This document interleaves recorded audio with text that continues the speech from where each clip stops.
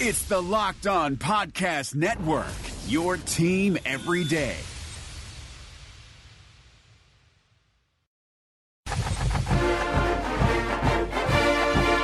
This is the Locked On Auburn podcast, your daily Auburn Tigers podcast, presented by Fetch Me Home Delivery.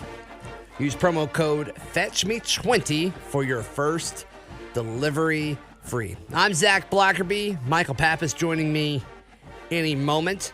And yesterday I put out the call for you guys to call in and leave some voicemails. And you guys did it. You're awesome. Thank you. And if you hear this and you want to leave one, you still can. 205-502-4285. That is how you can be a part of the show and get answers from me and wonderful folks like Michael Pappas of ESPN 106.7. You ready to do this, man? I am so ready. All Although right. I'm wearing a jacket because it's like cold outside and cold in the building, and in this studio it's really hot. It's pretty cozy. It's pretty cozy in here. All right, we got to start off with this one, of course. Hey guys, All right. Gets me every time. All right, here we go. hey guys, it's Jake from North Alabama. Look, I'm on my way to work this morning, but I was, thinking before all these rumors start flying about Gus Malzahn leaving and going to Arkansas and all that stuff. Let's live in a world for a second where he does leave. Who would be your ideal coach to come to Auburn? My vote's PJ Fleck, but I want to hear what you guys have to say. War Eagle, let's beat Georgia this weekend. PJ Fleck is a guy that I wanted when Malzahn's job security was in question and he became the big deal before Minnesota hit a home run with him. The issue, and why I don't think that'll ever happen, has everything to do with relationships and recruiting. So PJ Fleck is not connected in the South. He's not going to be able to recruit Florida, Georgia, Alabama, Mississippi. So I don't know if it's a great fit. That guy can coach, though, and he can inspire. And I think you're always going to be able to recruit in the top 20 at Auburn, regardless of who you are. I don't know if you're going to be able to get in the top 10 if you're PJ Fleck. I think that would take a while. And I don't know if Auburn fans are patient enough for that to happen. So I think early on it'd be great because I think he could coach the guys that Malzahn has brought in. I would like to hire from within and go with a young guy. Really? Give me Travis Williams, please. I think for PJ Fleck, I just think it so seldom happens that guys who come up coaching in the Midwest or, out west move down south to continue their coaching or get hired down south. So often we see there is kind of a line of succession, but a lot of times it's, Mountain West to Pac-12 or what is Western Michigan in? I don't even know. Irrelevancy? Maction? I don't know. Those schools, they go to the Big Ten. The thing with PJ Fleck is his idol is Jim Tressel. Mm-hmm. That's why he wears the tie. Okay. Yeah, so I just think that... Who do you model your game after? I don't even know. Sweet. All right, so in an ideal world, I would want Chip Kelly or... Really? Or you promote Kevin Steele and let Travis Williams be defensive coordinator. That's what I would want. Chip Kelly. I would want... Yeah, I don't know. I guess I have to think about it. I love Graham Harrell at USC, the offensive coordinator at USC. Yes, you do. Never been a head coach before, so it's kind of like I need to go look at all the mid-major or kind of lower Power 5 defensive head coaches. Mm-hmm. I want one of those. Okay. And then I want him to go get Graham Harrell. Sweet. All right. Appreciate the call. Just for the note, I think Malzahn will be Auburn's head coach next year, yeah, regardless of what happens over the next few weeks. All right. Next voicemail, please. War Eagle guys, love the podcast. Gus Malzahn is a very good college football coach. Gus Malzahn will never be more than a very good football coach, and that is not a bad thing. The bad thing, in my opinion, is that we can't accept that or move on from it. Make a choice, whether it's Arkansas or another job in the future. want great, you got to take a chance. If you're okay with very good, keep Gus. Have a good one, guys. I think this is an interesting conversation because the whole, all right, would you rather go 8-4 every few years and every now and then lightning strike and you got a chance at it? Because that's what Malzahn's been so far. Or, do you want to swing and miss? Or swing and take the chance of missing. Yeah, right. So I like the way he phrased that. It's like, all right, you got to decide. Are you good with Gus or are you not? Because at this point, we know what Gus Malzahn is. He's going to be a good recruiter. And I think every 4 years or so, he's going to be able to put together a team that's got a chance at it. And so we saw it in 2013. We saw it in 2017. I think some folks thought they were going to see it this year. It doesn't look like it's going to be the case unless something crazy happens, which it could. They've got the talent to do it. It's kind of like Gus is in it every November. Mm-hmm. Yeah, just like you're saying. He's in it every November. 1 win, 2 wins away. Some years you get them, some years you don't. And I just think, if we're just going to look at statistically, you're way more likely to swing and miss in this situation. Right. And so, if Nick Saban's not in Alabama, Gus Malzahn's team is the best Auburn coach ever. Yeah. I think. I mean, one of them, like, I had this conversation with someone over text message or something, but, we were in the office the other day, I believe you're there, comparing Gus Malzahn's, win-loss numbers and winning percentage statistics or whatever with the rest of the Auburn coaches. And, no other coach in Auburn history can say they made it to a national championship and have not had a losing season. Mm-hmm. That's impressive. Now, all his other coaches have gotten fired because of that losing season. And so, if that ever happens to Malzahn, I think he's gone. But he's I don't think he's that bad of a coach. And, like the caller said, I think he's a good coach. Is he great? No. I really like that voicemail. That's probably my favorite voicemail so far. Here's my thing. Outside of this one. If Gus, some national guy tweeted out something about how Florida State should go get Gus Malzahn because he's, one of the only coaches in the country who's, been there and done that, won conference championships, made it to a national championship. Right. The The only one who seems sort of gettable of that group of guys who's been to a national championship. And if Gus goes to Florida State, do you think that next season Florida State competes for an ACC championship?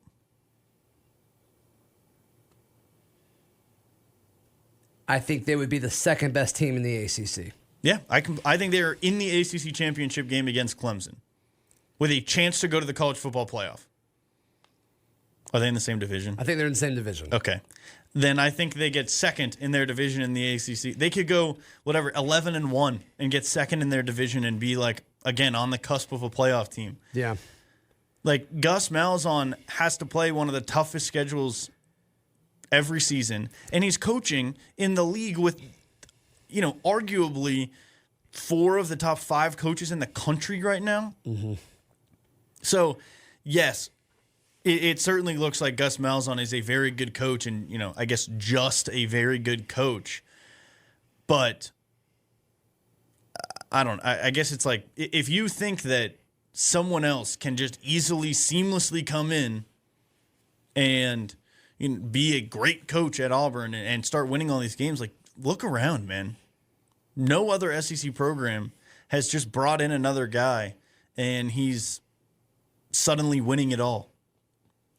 All right, let's take a look at another voicemail. This one is going to take the spot for longest voicemail, so grab you a cold one, sit back. We got a few minutes, but here we go. Hey, guys, really enjoy the podcast. So my question is this. All this talk and hate about Gus Malzahn, here's what we know is let's take the stuff on the field off the table for a second, and let's talk about that. What we do know is that he is a great recruiter. Auburn's had some of their best recruiting classes in the last 30 years under Gus Malzahn. He has been able to hire and retain, for the most part, really great coaching staff. And if we make a coaching change, those two things we know will take a hit. It doesn't matter who they bring in. It's not as if Kevin Steele necessarily is going to stay and all of these great position coaches are going to stay. More than likely, they'll all go. More than likely, recruiting will take a hit. And he's been a great recruiter and a great hire of staff, of coaching staff. You can't count the offensive coaches because we all know Gus is the offensive coordinator. So the other thing that we know is that he has been able to win some big games. And I think Gus he's everything people think he is. He's a great recruiter. He's a frustrating recruiter sometimes with like offensive line. He's a great coach and he's a frustrating coach. But all in all, I am no Gus apologist, but for these people who just constantly shouting for his head, I just think they're missing the big picture. And there's no way the program wouldn't take a hit if Gus Malzahn were to go away. So all of this Gus to Arkansas stuff, I think he's got at least 2 more years. I think if he doesn't get it done under the Bo Nix era within the next 2 years, because I think after this year, Bo will have 2 more years, then I think it's fair to say, okay, we know what Gus is, and let's move on. But I think this just needs to stop. It hurts Auburn. It hurts the recruiting. Enjoy the show. Look forward to hearing from you guys. Bye. It's interesting the theme of all of these calls about Gus Malzahn. Not a whole lot of Auburn, Georgia chatter. But, it is interesting to see how the Auburn fan base is divided right now between folks that are pro-Gus and people that are anti-Gus. I've been very pro-Gus with all of but 2 things. I can support everything Gus Malzahn has done with the exception of 2 big decisions, all of them happening either last year or this year. And outside of that, I'm happy with everything he's done. He's got one of the toughest jobs in the country, and I think he's doing a pretty good job at it. Would I like to see the offense evolve a little bit more? Yeah, but he's also kind of said, hey, this is my offense. I'm the one calling the plays. It's me. So, we'll see how folks respond to that at the end of the season once the product is once the hay is in the barn. You know what I mean? As far as like, okay, that's all right, let's look at what Malzahn did offensively with a freshman quarterback and a bunch of pretty talented, skilled players and I think a below-average offensive line. But I think Malzahn's the best option for Auburn right now. I really can't stress that enough. I agree. Okay. Yeah. The offense has evolved also. It's kind of Has it evolved or has it changed? I guess I should say he has made additions, right? Like the screen passes weren't really a thing at the beginning of Gus's tenure. That's one of the reasons they brought in Chip Lindsey. They do run more slant patterns now. They run more things across the middle. Yes, it's probably not as much as, a lot of Auburn fans would like to see, but I do think it's a little bit unfair to say his offense hasn't changed at all. That's not what you said. Mm-hmm. You hear a lot of people say that, like he's so stubborn, his offense hasn't changed at all. It has. It's just not in major ways because it's still his offense. And another thing that something that has changed about this, like I don't think this is an evolution, but when he was hired from being, the offensive genius, offensive coordinator to Arkansas State and then back to Auburn, the thing was, oh my gosh, he's going to be so aggressive, he's going to be so edgy, and he was. He was for those first 2 seasons, and then he got extremely conservative with the play calling, and that has been a change that I think is interesting. He can trust his defense more now than he used to be able to ever since Kevin Steele got to the Plains. So I'm sure that's related to some extent, but he has lost that edge to his play calling. That's something that I think is kind of worth noting as far as giving ammo to the Gus Malzahn skeptics. Mm-hmm. It's interesting to me that you say that because I always felt like Gus was not edgy and not kind of a Mad Hatter or not. I think he was early until like the last 2 or 3 games of the season. Like that was it. It was like the Alabama game. He would empty the playbook, pull out all the stops to do whatever he had to win those games. But for the first 8 games of the season, it was a shell of his offense to not put anything on film because he's notably incredibly paranoid. Yeah, and every now and then Auburn comes out with a game plan, and you're like, and they find a way to win. And it's like, they should have lost that game. And so I think he's able to put together a game plan. I think he's a good X's and O's coach. I think he's a good recruiter. So, and sometimes Auburn comes out with a game plan that you're like, what were they doing? Well, they just what are they doing? And a game plan that's like, okay, they just dominated this game. Right. Like, this was just a massacre. Yeah. And not. He's good at beating bad teams. There's no doubt about it. I mean, with the exception of Tennessee.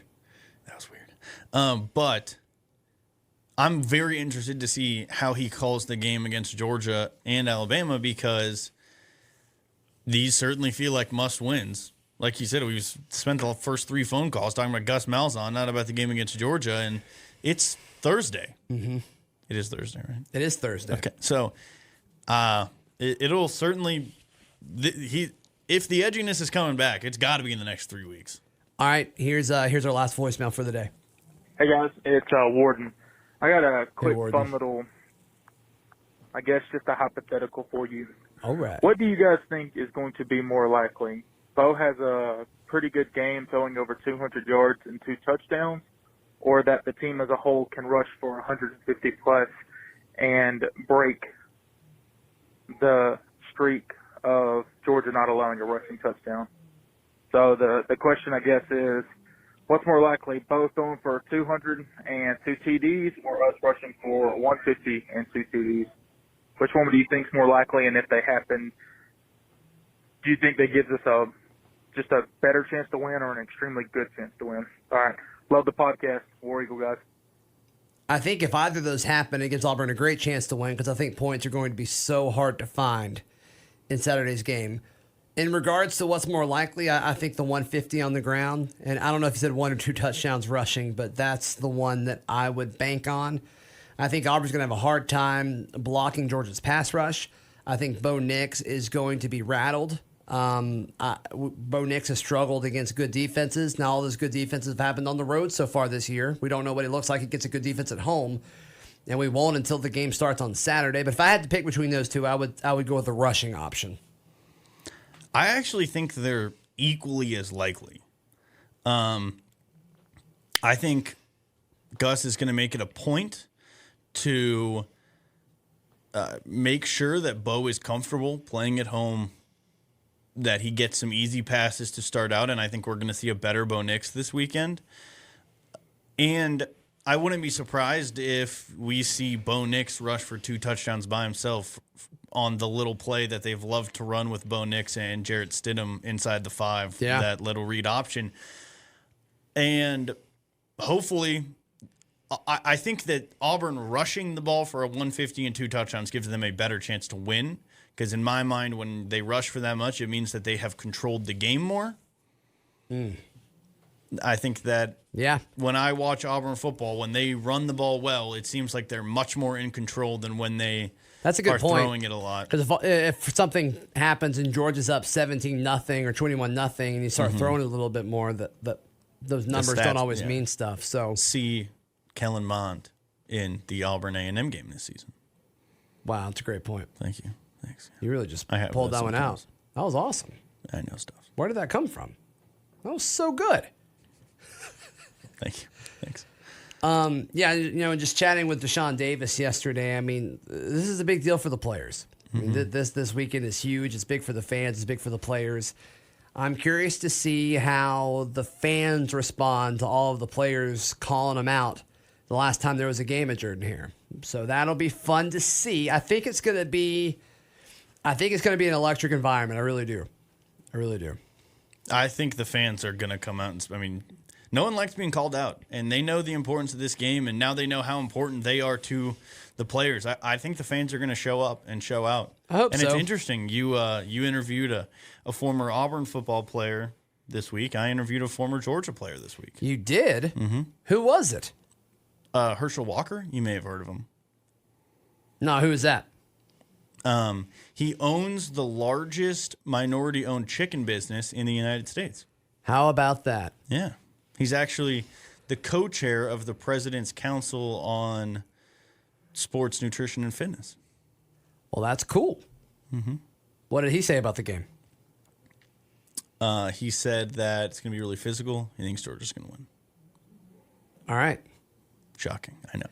Well, the former Auburn player I talked to yesterday on the show, Deshaun Davis, said it's going to be really physical, and he thinks Auburn's going to win. I'm shocked. Where can people find you and hear you? They can follow me on Twitter at CouchPaptato. Hopefully, at some point, the Herschel Walker interview will get published somewhere because I was really nervous about it. And You want to put it on the end of the show? Sure. All right. So stay tuned. We'll put how long is it? Like 25 minutes. That's fine. We'll put it in there. Okay. Maybe we can talk about this after. We'll figure it out. No, we're already said we're putting it on the end of it. If that's cool with you.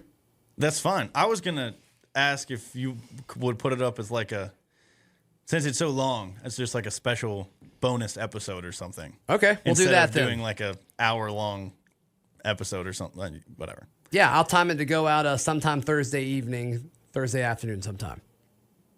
That work? Thanks, Zach. Is that what you want? I love you. Dude, I love you too, bud. Follow Michael on Twitter at CouchPaptato. Follow me on Twitter at Z Blackerby. Follow the show on Twitter at Locked On Auburn. So just kidding, the Herschel Walker interview will not happen after this show, but it will be its own episode. So if it's after, we'll just say that we'll put that up Thursday at 5 o'clock. So if it's past that, be sure to listen to that. So sweet. All right, this has been another edition of the Locked On Auburn podcast. It's the Locked On Podcast Network, your team every day.